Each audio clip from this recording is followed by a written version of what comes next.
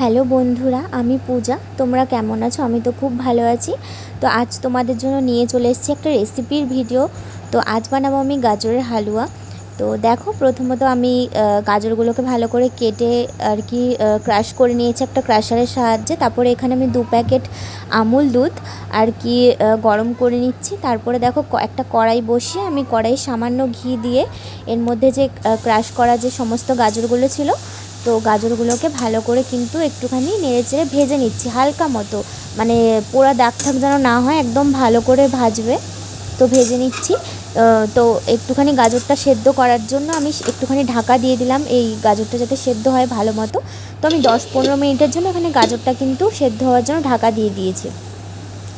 তারপরে এখানে আমি ঢাকনা খুলে কিন্তু দুধটা দিয়ে দিচ্ছি। যেহেতু আমি নিজে একা ভিডিও করছিলাম, সেই জন্য আমি আর দেখাতে পারিনি দুধটা যখন ঢেলেছি।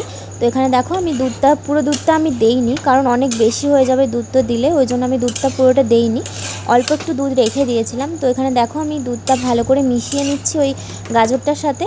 তো দুধটা ভালো করে মিশে গেলে আমি এখানে এই যে কিশমিশটা দিয়ে দিয়েছি, কারণ কিশমিশটা একটু যাতে ফুলে, ওই কারণে আমি দিয়ে দিয়েছি কিশমিশটা। এখানে দেখো, সমস্ত গাজরটা কিন্তু সেদ্ধ হয়ে গেছে।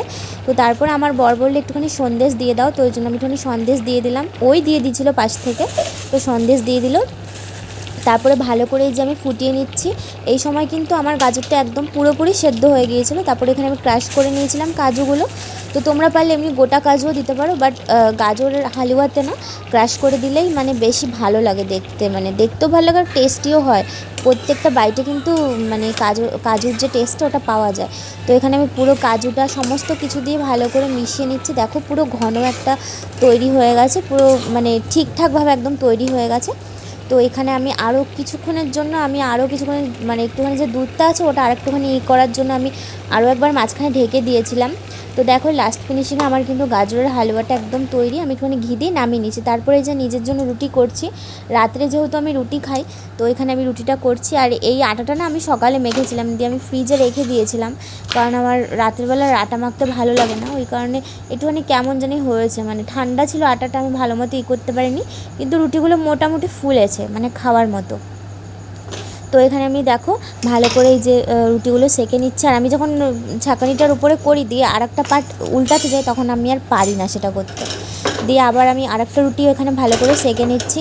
মানে রাত্রের রুটিটা আমি বরাবরই খাই, মানে 2টো রুটি হলেই আমার হয়ে যায় এনাফ আমার কাছে।